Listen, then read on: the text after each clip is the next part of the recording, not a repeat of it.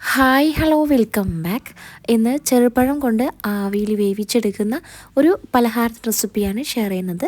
നമ്മൾ സാധാരണ നേന്ത്രപ്പഴം വെച്ചിട്ടൊക്കെ പലഹാരങ്ങൾ ഉണ്ടാക്കിയെടുക്കാറുണ്ട്. അപ്പോൾ ഇതുപോലെ ചെറുപഴം വീട്ടിലുണ്ടെന്നുണ്ടെങ്കിൽ മസ്റ്റായിട്ടും ഇതുപോലെ വെറൈറ്റി ആയിട്ടും ഉണ്ടാക്കി നോക്കാം.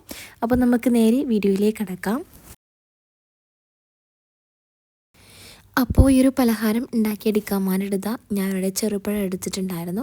ഞാനിപ്പോൾ ഇവിടെ ഒരു 5 ചെറുപഴം എടുത്തിട്ടുണ്ട്. ഏത് ചെറുപഴം എടുക്കുക, പൂവമ്പഴമോ അല്ലാന്നുണ്ടെങ്കിൽ മസൂരിപ്പഴമോ ഏത് ചെറുപഴമായാലും കുഴപ്പമില്ല. നല്ലോണം പഴുത്ത ചെറുപഴം തന്നെ എടുക്കാനായിട്ട് നോക്കാം.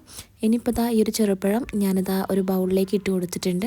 എന്നിട്ട് ജസ്റ്റ് ഇതുപോലെ ഒരു ഫോർക്ക് വെച്ചിട്ട് ഒന്ന് ഉടച്ചെടുക്കാം. നിങ്ങൾക്ക് എളുപ്പം എങ്ങനെയാണോ അതുപോലെ ചെയ്തെടുക്കുക കേട്ടോ. അല്ലാന്നുണ്ടെങ്കിൽ ഗ്ലാസ് വെച്ചിട്ടോ കൈ വെച്ചിട്ട് കുഴച്ചെടുക്കുകയാണെന്നുണ്ടെങ്കിൽ അങ്ങനെ ചെയ്തെടുക്കാം. ഇങ്ങനെ ഫോർക്ക് വെച്ചാകുമ്പോൾ നമുക്ക് ഈസി ആയിട്ട് ചെയ്തെടുക്കാനായിട്ട് പറ്റുന്നുണ്ട്. അപ്പോൾ എല്ലാ ചെറുപഴം ഇതുപോലെ ഒന്ന് ഫോർക്ക് വെച്ചിട്ട് ഞാനൊന്ന് ഉടച്ചെടുത്തിട്ടുണ്ട്.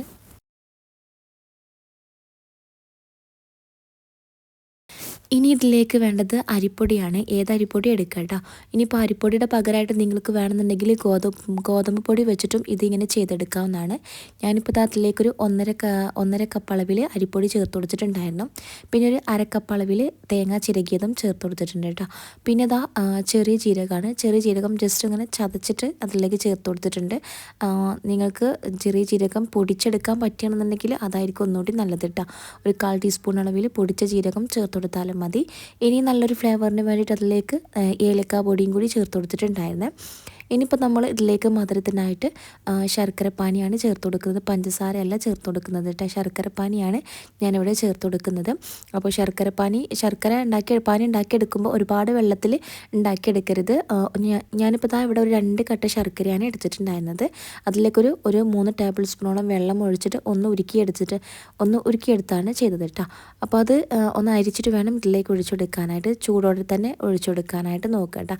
അങ്ങനെ ആകുമ്പോൾ ഒന്നുകൂടി നല്ല സോഫ്റ്റായിട്ട് കിട്ടുന്നതായിരിക്കും. ഗോതമ്പ് പൊടിയൊക്കെ വെച്ചിട്ടാണ് ഉണ്ടാക്കിയെടുക്കുന്നുണ്ടെങ്കിൽ അങ്ങനെ ചെയ്തെടുക്കേണ്ട ആവശ്യമില്ല. അത് ഗോതമ്പ് പൊടിയൊക്കെ ഓൾറെഡി നല്ല സോഫ്റ്റ് ആയിട്ടുള്ളതായിരിക്കുമല്ലോ. അപ്പോൾ അതുകൊണ്ട് തന്നെ അതിലങ്ങനെ ചെയ്തെടുക്കേണ്ട ആവശ്യമില്ല കേട്ടോ. അരിപ്പൊടി ആകുമ്പോൾ ഒരു ചൂടോടെ തന്നെ ഇതിലേക്ക് ഒഴിച്ചു കൊടുക്കുക. പിന്നെ അതിലേക്ക് കറുത്ത എള്ളാണ് ചേർത്ത് കൊടുക്കുന്നത്. ഇനി എല്ലാം കൂടി കൈ വെച്ചിട്ട് നല്ലതുപോലെ ഒന്ന് കുഴച്ചെടുക്കണം. ഇങ്ങനെ കൈ കൊണ്ട് തന്നെ കുഴച്ചെടുക്കണം കേട്ടോ. എങ്കിൽ മാത്രമേ എല്ലാം നല്ലോണം ഒന്ന് മിക്സാക്കി എടുക്കാൻ പറ്റുള്ളൂ. പിന്നെ ഇതിലേക്ക് നമ്മൾ എക്സ്ട്രാ വെള്ളം ഒഴിച്ചെടുക്കേണ്ട ആവശ്യമൊന്നുമില്ല.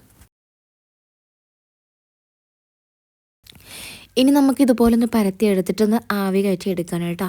ഈ ഒരു മാവ് ഒരുപാട് ലൂസായിട്ട് തോന്നുന്നുണ്ടെങ്കിൽ വേണമെന്നുണ്ടെങ്കിൽ അതിലേക്ക് കുറച്ച് അരിപ്പൊടി ചേർത്തിട്ട് ജസ്റ്റ് ഒന്ന് ടൈറ്റാക്കി എടുത്താൽ മതി കേട്ടോ.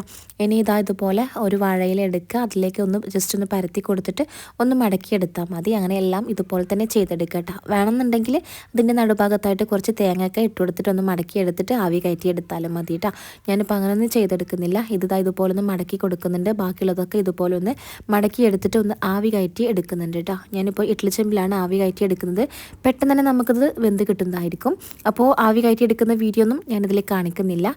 അപ്പോൾ നമ്മുടെ ഇലയുടെ ഇവിടെ ഏകദേശം ഒന്ന് റെഡി ആയിട്ടുണ്ട്. ഇത് നല്ലതുപോലെ തന്നെ കുക്കായി വന്നിട്ടുണ്ടായിരുന്നു കേട്ടോ. അപ്പോൾ മസ്റ്റായിട്ടും ഇതുപോലെ തയ്യാറാക്കി നോക്കുക. വീട്ടിൽ ചെറുപഴം ഉണ്ടെന്നുണ്ടെങ്കിൽ ചെറുപഴം കൊണ്ട് ഇങ്ങനെ ഒരു അട ഉണ്ടാക്കി നോക്കിയിട്ടില്ല എന്നുണ്ടെങ്കിൽ നിങ്ങൾ മസ്റ്റായിട്ടും ഉണ്ടാക്കി നോക്കുക കേട്ടോ. അപ്പോൾ ഈ ഒരു വീഡിയോ നിങ്ങൾക്ക് ഇഷ്ടമാണെന്നുണ്ടെങ്കിൽ ഫാമിലി ഫ്രണ്ട്സിലേക്ക് എല്ലാവരിലേക്കും ഒന്ന് ഷെയർ ചെയ്ത് കൊടുക്കാൻ, അതുപോലെ തന്നെ ലൈക്ക് ചെയ്യാനും, പിന്നെ ഒരു ചാനൽ സബ്സ്ക്രൈബ് ചെയ്ത് കാണുന്നവരുണ്ടെന്നുണ്ടെങ്കിൽ ഒന്ന് സബ്സ്ക്രൈബ് ചെയ്യാനും ബെല്ലൈക്കൺ പ്രസ് ചെയ്ത് ഓളെന്ന ഓപ്ഷനും കൊടുക്കാൻ മറക്കരുത് കേട്ടോ. എങ്കിൽ മാത്രമേ ഞാനിടുന്ന വീഡിയോസിൻ്റെ നോട്ടിഫിക്കേഷൻ നിങ്ങൾക്ക് ലഭിക്കുള്ളൂ. അപ്പോൾ ഇൻഷാ അല്ലാഹ് പുതിയൊരു വീഡിയോയിൽ കാണാം. Thank you.